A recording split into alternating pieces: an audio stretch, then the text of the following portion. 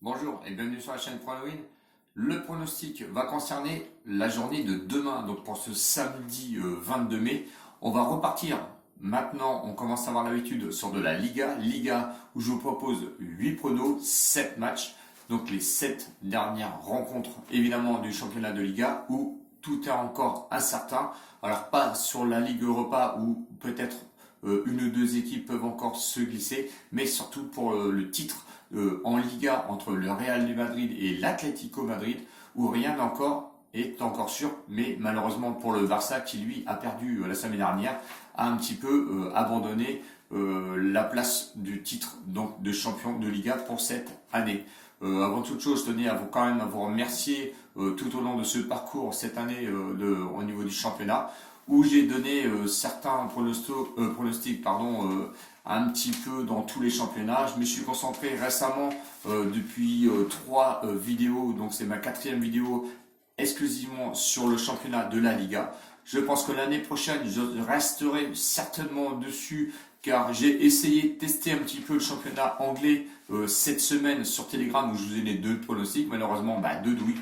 Je suis passé à côté où les 2 équipes ont fait match nul alors que je les voyais gagner. Je suis revenu sur le championnat de Suède hier avec Malmö qui nous a enfin souri parce qu'on a remporté ce pronostic. Donc l'année prochaine, on repart sur de la Liga, certainement peut-être aussi le championnat de Ligue 1 qui me paraît aussi intéressant. Donc voilà, je pense qu'on va se concentrer plus sur ces 2 championnats et éviter de s'écarter un peu plus. Je donnerai aussi certainement des pronostics sur l'Europe où la France a encore toutes ses chances. Donc on verra, je ferai certainement certaines vidéos. Alors la semaine, comme d'habitude, je ne pense pas, plutôt plus le week-end comme je fais maintenant habituellement.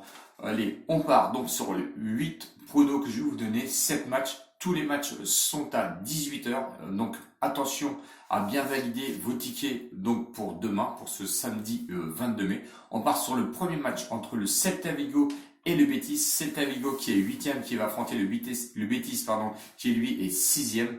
L'état de forme du Celta Vigo, ils sont en forme, mais le Celta Vigo n'est pas favori, puisque le Betis lui est favori à une cote de 2,10. Le Celta Vigo donc en forme, 3 victoires consécutives après avoir battu quand même le Barça et Villarreal. À domicile, ils sont 10e avec 3 victoires aussi consécutives.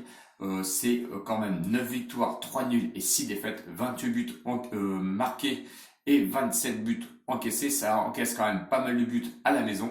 Mais de l'autre côté, le Betis, l'état de forme est plutôt un petit peu aléatoire, même s'ils sont 6e avec 2 victoires et 1 match nul.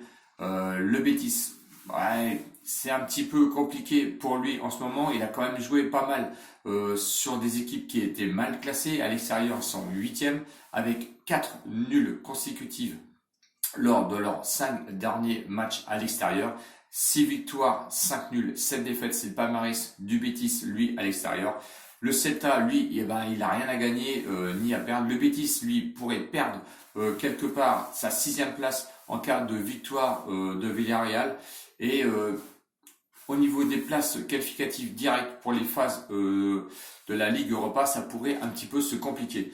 Donc le pronostic pour moi, pour ce premier match, c'est la double chance, victoire du Celta Vigo au match nul à une cote de 1,55 ou le face à face, donc la victoire du Celta Vigo à une cote de 2,10 remboursé 6 matchs nuls. Voilà, ça c'est mes 2 premiers pronostics. On part aussi sur le prochain match Eibar contre Barcelone. Eibar qui est 20e reçoit Barcelone qui est quand même 3e. Barça, lui, est favori à une cote de 1,65. Attention, Messi apparemment reste au repos pour ce match. Bon, Eibar, l'état de forme, c'est une victoire, un nul et une défaite. La dernière défaite, c'était contre Valence. Le Barça, lui, moyen quand même, il faut le dire, avec 2 matchs nuls et une défaite. La dernière défaite qui leur a coûté cher à domicile contre le Celta. À domicile, Eibar, ils sont 20e. Leurs 3 derniers matchs à domicile, c'est défaite, victoire et match nul. 2 victoires, 7 nuls et 9 défaites, c'est le palmarès à domicile de Eibar. 12 buts marqués, je suis désolé, à domicile, ce qui est vraiment trop peu pour cette équipe d'Eibar, même si j'aime bien l'avoir joué parce que ça joue quand même, et 20 buts encaissés. De l'autre côté, le Barça, ça reste quand même deuxième au classement à l'extérieur avec 2 victoires consécutives et un match nul. 12 victoires, 2 nuls et 4 défaites. C'est le palmarès de Barça à l'extérieur. 40 buts marqués, ce qui est quand même explosif au niveau de l'attaque. Mais attention, Messi apparemment ne jouerait pas et resterait au repos. Et 18 buts seulement encaissés. C'est quand même plus que correct pour une équipe du Barça qui est à l'extérieur. Donc Eibar peut gagner et doit gagner s'ils veulent se sauver et sortir de cette zone rouge. Le Barça, quant à lui, il n'a plus rien à perdre, hein, il faut se le dire carrément. Si je regarde un petit peu les confrontations depuis 2014, Eibar n'a jamais gagné contre le Barça. Mon prono, ça a été compliqué pour jouer un pronostic étant donné que la cote de 1,65 du Barça nous a fermé quand même pas mal de portes. J'ai choisi quelle mi-temps sera la plus prolifique. J'ai choisi la deuxième mi-temps à une cote intéressante de 1,80. Voici mon troisième pronostic pour ce deuxième match. Donc on continue ensuite sur Elche contre Atlético Bilbao. Elche qui est 18e va recevoir l'Atlético Bilbao qui lui est 9e. Le favori c'est Elche. Hein. Il y a beaucoup d'absents, il faut dire, de côté de l'Atlético Bilbao. L'état de forme de Elche, c'est moyen avec 2 défaites consécutives et une victoire. La victoire était quand même à l'extérieur, il faut le signaler à Cadix. L'Atlético Bilbao, lui, c'est un nul et 2 défaites consécutives. Ça va un peu moins bien pour l'Atlético Bilbao, mais attention, on sait très bien qu'il n'y a plus rien à jouer pour cette équipe. Elche qui est quand même, lui, 17e à domicile avec une victoire et 2 défaites consécutives. C'est compliqué pour eux avec un palmarès de 4 victoires, 8 nuls et 6 défaites. 16 buts marqués seulement, 23 buts encaissés. De l'autre côté, l'Atlético Bilbao à l'extérieur, ils sont 13e avec un nul, une victoire, une défaite. Donc la dernière défaite à l'extérieur, c'était contre le Huesca avec 3 victoires, 7 nuls, 8 défaites. 17 buts marqués et 21 buts encaissés, ça encaisse quand même du but du côté de l'Atlético Bilbao.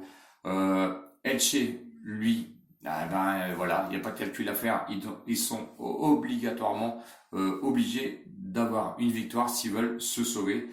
Bon, Elche n'a pas encore réussi à gagner contre Bilbao et ça c'est la note à souligner, mais je crois quand même à Elche et mon pronostic va être Elche rembourser 6 matchs nuls à une cote de 1,40. La cote n'est pas élevée, mais je me méfie quand même de l'Atlético Bilbao qui pourrait gêner un petit peu Elche et l'empêcher de gagner. Donc Elche rembourser 6 matchs nuls à une cote de 1,40 et je resterai dessus. Le pronostic suivant va concerner Huesca qui va affronter Valence. Huesca qui est 17e avec beaucoup d'assants, et ça il faut le signaler, va affronter Valence qui est 13e, qui n'a plus rien à jouer du tout aussi. Huesca est favori à une cote lui de 1,67, même s'il est 17e.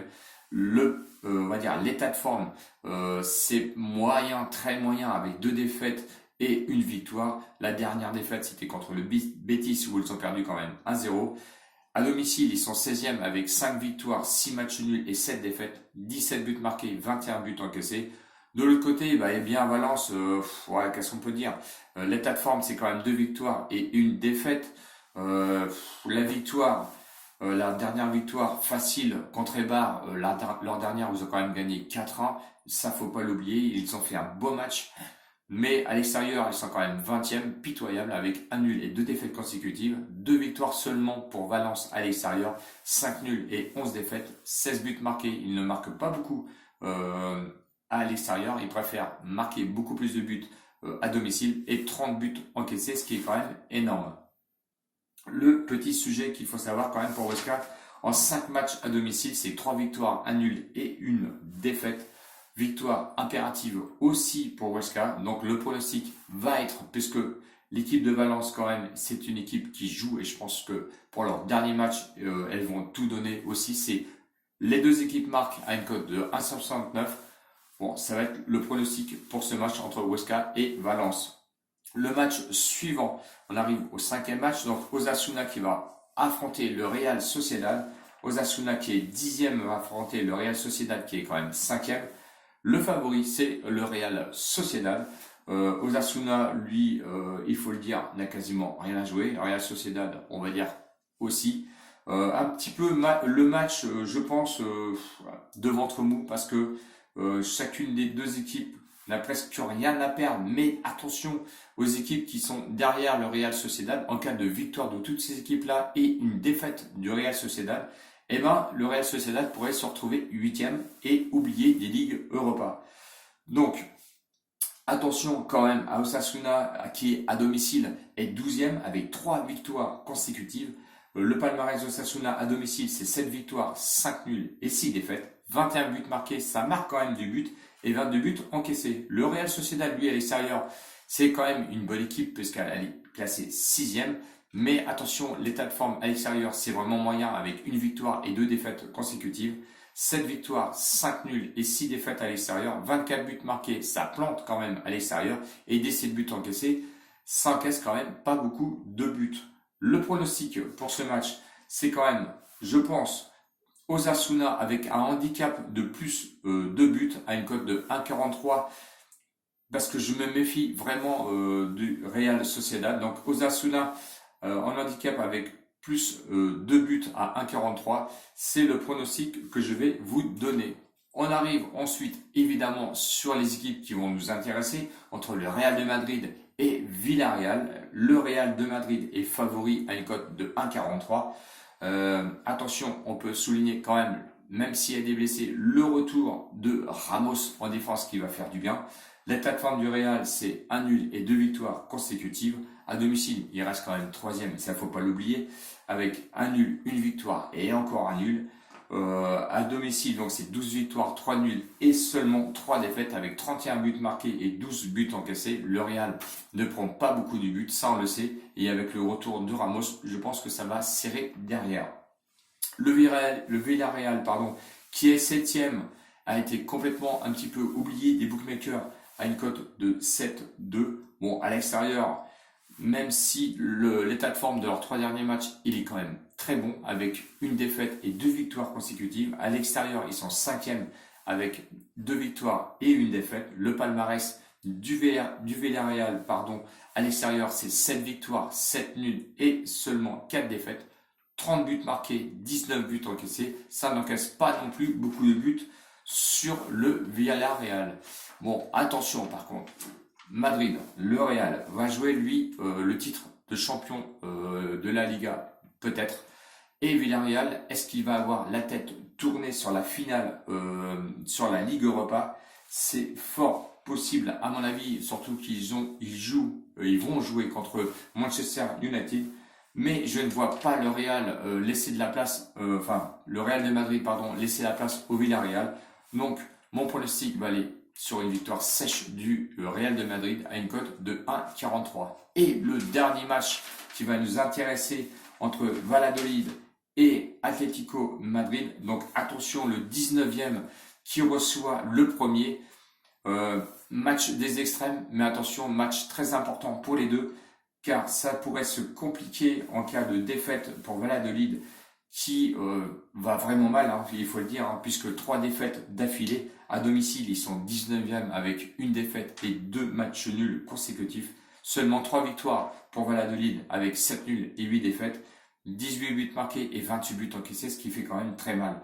De l'autre côté, on connaît l'Atlético Madrid qui est très en forme puisqu'il est favori à une cote de 1,35. L'état de forme, c'est un nul et 2 victoires. À l'extérieur, elles sont 3e, mais un petit palmarès quand même à l'extérieur avec notamment et récemment une défaite, une victoire et un nul. À l'extérieur, c'est quand même 10 victoires, 5 nuls et 3 défaites seulement.